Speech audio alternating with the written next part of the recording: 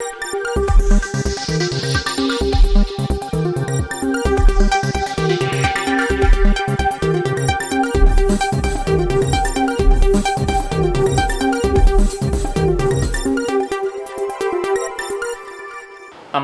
ഇളയോര വിശേഷങ്ങളിലേക്ക് സ്വാഗതം.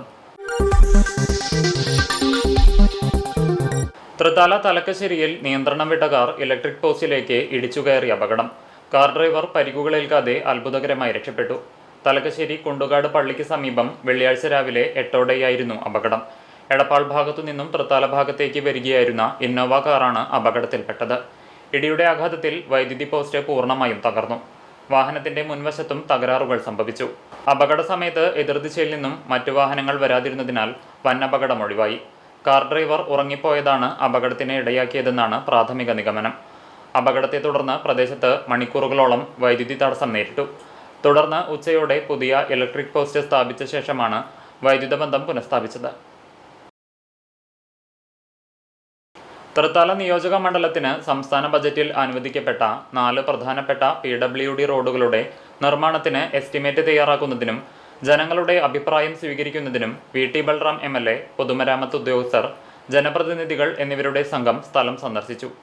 കൂനമുച്ചി മുക്കൂട്ട റോഡ് 6 കോടി, മല പെരുമണ്ണൂർ ചാലിശ്ശേരി ഖദീജ മൻസിൽ റോഡ് 4 കോടി, മാത്തൂർ ആമക്കാവ് റോഡ് 3 കോടി, കൂട്ടുപാത ആറങ്ങോട്ടുകര റോഡ് BC ഓവർലൈൻ ചെയ്യാൻ 7.5 കോടി എന്നിങ്ങനെയാണ് റോഡുകൾക്കായി ബജറ്റിൽ തുക ഉൾപ്പെടുത്തിയിട്ടുള്ളത്. ഈ വർഷാവസാനത്തോടെ ടെൻഡർ നടപടികൾ പൂർത്തീകരിച്ച് നിർമ്മാണ പ്രവൃത്തികൾ ആരംഭിക്കാനുള്ള ശ്രമങ്ങളാണ് നടത്തുന്നതെന്ന് MLA അറിയിച്ചു. പൊതുമരാമത്ത് വകുപ്പ് Shoranur executive engineer Rex, Thrithala assistant engineer Sindhu, PAA Salam, Chalissery panchayat president Ramla Veerankutty, vice president UK Suresh Babu, Thrithala block panchayat vice president Sakeena Akbar, retired ADM Ponnulli Rajan തുടങ്ങിയവർ പങ്കെടുത്തു. ഏറ്റവും പ്രധാനമായിട്ട് കൂനമുച്ചി വള്ളങ്ങാട്ടിച്ചിറ മുക്കൂട്ട റോഡ് 6 കോടി രൂപ നമുക്ക് അതിനുവേണ്ടി ഇത്തവണ ബജറ്റിലൂടെ അനുവദിക്കപ്പെട്ടിട്ടുണ്ട്. അതിന്റെ നിർമ്മാണ പ്രവർത്തനങ്ങൾ എത്രയും പെട്ടെന്ന് നമുക്ക് ആരംഭിക്കേണ്ടതായിട്ടുണ്ട്. അതോടൊപ്പം മാത്തൂർ ആമക്കാവ് റോഡ് അത് നമുക്ക് ഇത്തവണ അനുവദിക്കപ്പെട്ടിട്ടുള്ളതാണ്. അതുപോലെ തന്നെ മല ചാലിശ്ശേരി പെരുമണ്ണൂർ വഴിയുള്ള റോഡ്, അതോടൊപ്പം കൂട്ടുപാത ആറങ്ങോട്ടുകര റോഡിന്റെ ഒരു BC ഓവർലേ ചെയ്യുന്ന പ്രവൃത്തി, ഇത്രയും 4 പ്രധാനപ്പെട്ട പ്രവൃത്തിയാണ് ഇത്തവണ നമുക്ക് ചെയ്യേണ്ടതായിട്ടുള്ളത്. ആ 4 സ്ഥലങ്ങളിലും ഞങ്ങൾ നേരിട്ട് പോയി നിരവധി ആളുകളെ നേരിട്ട് കണ്ടു. അവരുടെ പ്രശ്നങ്ങളും പ്രത്യേകിച്ച് മഴക്കാലത്ത് വെള്ളം ഒഴുകി പോകാത്തതിന്റെ പ്രശ്നങ്ങളൊക്കെ നേരിട്ട് കേട്ടു. എഞ്ചിനീയർമാർ അതിനു വേണ്ടുന്ന ഉചിതമായിട്ടുള്ള നിർദ്ദേശങ്ങൾ കൂടി ഉൾപ്പെടുത്തിക്കൊണ്ട് ഇത്തവണത്തെ ഈ എസ്റ്റിമേറ്റുകൾ തയ്യാറാക്കാൻ വേണ്ടിയിട്ടാണ് തീരുമാനിച്ചിരിക്കുന്നത്.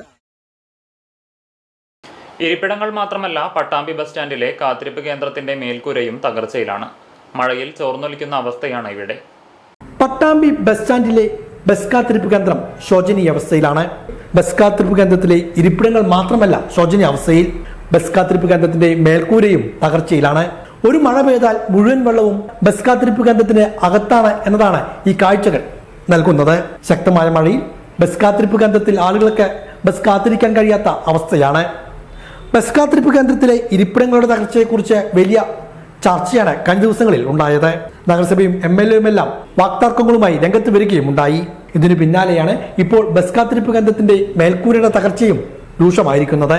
ഒരു മഴ പെയ്താൽ ഇവിടെ ഇരിക്കാൻ കഴിയാത്ത അവസ്ഥയാണെന്ന് യാത്രക്കാർ പരാതിപ്പെടുന്നു. അടിയന്തരമായി ബസ് കാത്തിരിപ്പ് കേന്ദ്രത്തിന്റെ ശോചനീയാവസ്ഥ പരിഹരിക്കണമെന്നാണ് ആവശ്യം. അതേസമയം ബസ് കാത്തിരിപ്പ് കേന്ദ്രം നവീകരിക്കുവാനുള്ള പദ്ധതിയുമായി നഗരസഭ മുന്നോട്ടു പോവുകയാണ്. ഉടൻ തന്നെ ഇതിനാവശ്യമായ നടപടികൾ ഉണ്ടാകുമെന്നാണ് നഗരസഭാ അധികൃതർ നേരത്തെ അറിയിച്ചത്. ഇന്ത്യ-US സ്വതന്ത്ര വ്യാപാര കരാറിനെതിരെ പട്ടാമ്പി ശങ്കരമംഗലത്ത് കർഷക സംഘത്തിന്റെ പ്രതിഷേധം. കർഷക സംഘം ഏരിയ സെക്രട്ടറി U അജയകുമാർ പ്രതിഷേധ പരിപാടികൾ ഉദ്ഘാടനം ചെയ്തു.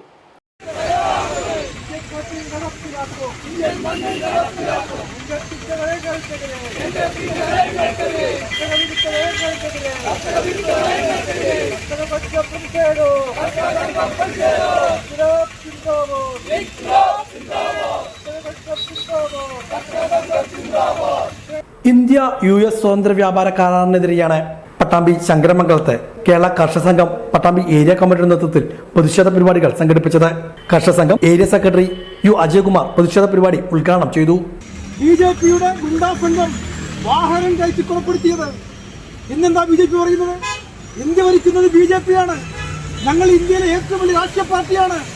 ഞങ്ങൾ ഈ പ്രക്ഷോഭങ്ങളെ, സമരങ്ങളെ തച്ചു തകർക്കും എന്ന് പറഞ്ഞാൽ അർത്ഥം നമ്മുടെ രാജ്യത്ത് ഇന്ത്യൻ ഭരണഘടന നമുക്ക് നൽകിയിട്ടുള്ള പ്രതിഷേധിക്കാനുള്ള, പ്രതികരിക്കാനുള്ള, സമരം ചെയ്യാനുള്ള അധികാരം കവർന്നെടുക്കുകയാണ്. ഒരു പ്രതിഷേധവും ഇവിടെ അനുവദിക്കില്ല.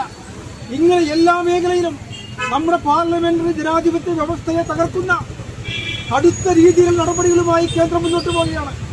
ഫാസിസ്റ്റ് ഗവൺമെന്റാണ് ഇന്ന് ഇന്ത്യ ഭരിക്കുന്നത്. അടിയന്തരാവസ്ഥക്കാലത്ത് പോലും ഇത്ര ഭീകരമായ മർദ്ദനമുറകൾ ഉണ്ടായിട്ടുണ്ടോ എന്നത് സംശയമാണ്. ആ രീതിയിലാണ് ഇന്ന് അടിയന്തരാവസ്ഥ പ്രഖ്യാപിച്ചിട്ടില്ല. അപ്രഖ്യാപിത അടിയന്തരാവസ്ഥയാണ് രാജ്യത്ത്. നോക്കൂ നിങ്ങൾ, ഡൽഹിയിൽ എത്ര ഭീകരമായ മർദ്ദനമാണ് ആ വിദ്യാർത്ഥികളും യുവാക്കളും ഏറ്റുവാങ്ങുന്നത്. മെട്രോ സ്റ്റേഷനുകൾ പൂർണ്ണമായും അടയ്ക്കുന്നു, ഇന്റർനെറ്റ് കട്ട് ചെയ്യുന്നു, അവിടേക്കുള്ള മറ്റ് ഗതാഗത സംവിധാനങ്ങൾ തകർക്കുന്നു. ഇങ്ങനെ ഈ രാജ്യത്ത് കൊള്ളയടിക്കുന്ന കേന്ദ്ര ഗവൺമെന്റിന്റെ ജനദ്രോഹ നയങ്ങൾക്കെതിരായുള്ള പ്രതിഷേധത്തെ ഭീകരമായി അടിച്ചമർത്താനാണ് കേന്ദ്രം ഭാവിക്കുന്നത്. എന്നാൽ അതിനെയെല്ലാം അവഗണിച്ചുകൊണ്ട് വലിയ മുന്നേറ്റമാണ്. 10,000-കണക്കിന്, ലക്ഷക്കണക്കിന് വരുന്ന ബഹുജനങ്ങളാണ് ഈ സമരത്തിൽ അണിചേരുന്നത്. P Vijayakumar, K Murali, T Gopalakrishnan, M Srinivasan തുടങ്ങിയവർ പങ്കെടുത്ത് സംസാരിച്ചു. വിളയൂർ ബഡ് സ്കൂളിൽ രക്ഷിതാക്കൾക്കായി ബോധവൽക്കരണ ക്ലാസ് സംഘടിപ്പിച്ചു. വിളയൂർ പഞ്ചായത്ത് പ്രസിഡന്റ് നീലടി സുധാകരൻ ക്ലാസിന്റെ ഉദ്ഘാടനം നിർവഹിച്ചു. വിളയൂർ ബഡ്സ് റീഹാബിലിറ്റേഷൻ സെന്ററിലാണ് രക്ഷിതാക്കൾക്കായി ബോധവൽക്കരണ ക്ലാസ് സംഘടിപ്പിച്ചത്. ഗ്രാമപഞ്ചായത്ത് പ്രസിഡന്റ് നീലടി സുധാകരൻ ക്ലാസിന്റെ ഉദ്ഘാടനം നിർവഹിച്ചു.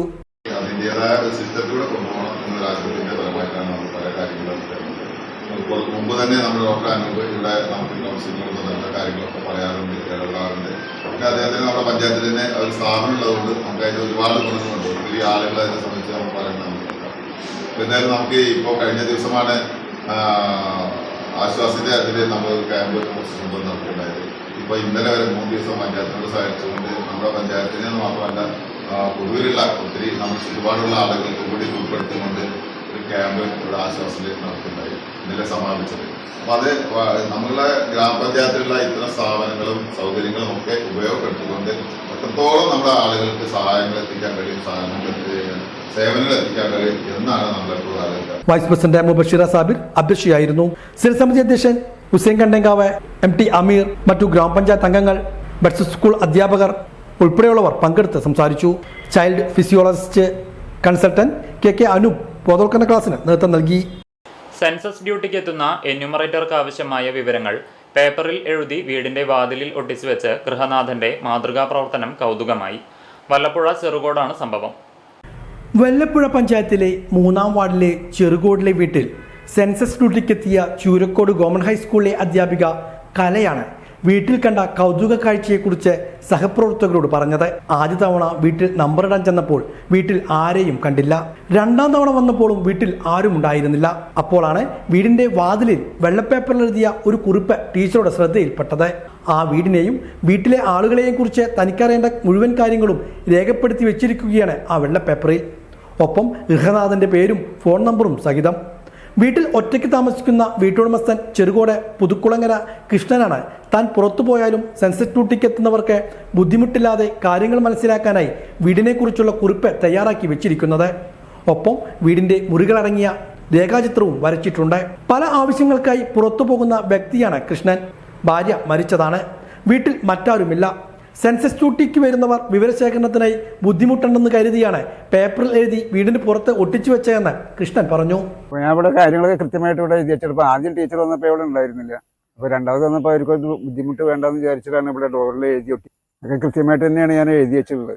സെൻസസ് സർക്കാരിൻ്റെ അതുകൊണ്ട് ഒരു ബുദ്ധിമുട്ടും ഉണ്ടാകുമ്പോൾ കൃത്യമായിട്ട് തന്നെയാണ് പിന്നെ ഇവിടെ എഴുതി വെച്ചിട്ടുണ്ടായിരുന്നത്. പിന്നീട് കൃഷ്ണനെ നേരിൽ കാണുകയും കാര്യങ്ങൾ ചോദിച്ച് മനസ്സിലാക്കുകയും ചെയ്തു. വിവരങ്ങൾ പേപ്പറിൽ എഴുതി വെച്ച കൃഷ്ണനെ നേരിൽ കണ്ട് നന്ദി അറിയിക്കുവാനും ശ്രീകല മറന്നില്ല. ഞാൻ സെൻസസിന്റെ ഭാഗമായിട്ട് ആദ്യം നമ്പർ ഇടാനാണ് വന്നിട്ടുണ്ടായിരുന്നത്. അപ്പോൾ ആദ്യ തവണ വന്നപ്പോൾ ഇവിടെ ആളുണ്ടായിരുന്നില്ല. പിന്നെ മെമ്പറിന്റെ അടുത്ത് നമ്പർ ചോദിച്ചിട്ടാണ് കൃഷ്ണൻ നല്ല പേര് കൃഷ്ണൻ ഇവര് മെമ്പറിന്റെ നമ്പർ ചോദിച്ച് എന്റെ നമ്പർ ചോദിച്ച് എന്നെ വിളിച്ചിട്ടുണ്ടായിരുന്നു 2-3 പ്രാവശ്യം, ഒരു ദിവസം 2 തവണ അങ്ങനെ വിളിക്കാറുണ്ട്. അപ്പോൾ പിന്നീട് ഞാൻ വരുമ്പോൾ ബുദ്ധിമുട്ടാവണ്ട എന്ന് വിചാരിച്ചിട്ടാവണം അവര് ഇത് എഴുതി ഒട്ടിച്ചിട്ടുണ്ടായിരുന്നു. അപ്പൊ ഇത് കണ്ട സമയത്ത് എനിക്കതൊരു അത്ഭുതമായിട്ട് സന്തോഷമാണ് തോന്നിയത്. എന്താ വെച്ചാൽ പല വീടുകളും നമ്മൾ പോകുമ്പോൾ ആളില്ലെങ്കിൽ നമുക്ക് ഭയങ്കര വിഷമാവും. അപ്പുറത്തെ വീട്ടിൽ പോയി ഫോൺ നമ്പറൊക്കെ ചോദിച്ചിട്ടൊക്കെയാണ് നമ്മൾ അവരെ വിളിച്ച് ഡീറ്റെയിൽസ് ഒക്കെ കളക്ട് ചെയ്യാറ്. അപ്പോൾ അവർ ഇത്രയും എഴുതിയ സ്ഥിതിക്ക് ഒരു നന്ദി പറയണമെന്ന് എനിക്ക് തോന്നി. അങ്ങനെയാണ് ഞാൻ ഈ താങ്ക് യു എന്നുള്ളത് എഴുതി വെച്ചത്. ആലൂർ ചാമുണ്ടിക്കാവ് ഭഗവതി ക്ഷേത്രത്തിലെ വൈശാഖമേള ഭക്തിനിർഭരമായ അന്തരീക്ഷത്തിൽ പുരോഗമിക്കുന്നു. വെള്ളിയാഴ്ച കാലത്ത് മഹാഗണപതി ഹോമം നടന്നു. ക്ഷേത്രാങ്കണത്തിൽ പ്രത്യേകം സജ്ജമാക്കിയ വേദിയിലായിരുന്നു ചടങ്ങുകൾ നടന്നത്. തുടർന്ന് ഗജപൂജ, മഹാഭഗവത് സേവ എന്നിവയുണ്ടായി. ക്ഷേത്രം തന്ത്രി അണ്ടലാടിമന പരമേശ്വരൻ നമ്പൂതിരിപ്പാട് ചടങ്ങുകൾക്ക് മുഖ്യ കാർമ്മികത്വം വഹിച്ചു. ജൂലൈ 16 ആരംഭിച്ച വൈശാഖമേള ആഗസ്റ്റ് 9 ഞായറാഴ്ച നടക്കുന്ന മഹാചണ്ഡിക ഹോമത്തോടെ സമാപിക്കും. ഡോക്ടർ ശശികുമാര ശർമ്മയാണ് യാഗാചാര്യൻ. ചടങ്ങുകളുടെ ഭാഗമായി ക്ഷേത്രത്തിൽ വിവിധ ദിവസങ്ങളിലായി കലാപരിപാടികളും അരങ്ങേറും. കൂടാതെ ഭക്തജനങ്ങൾക്കായി അന്നദാനവും ഒരുക്കിയിട്ടുണ്ട്. ഇതോടെ നിളയോര വിശേഷങ്ങൾ സമാപിക്കുന്നു. നമസ്കാരം.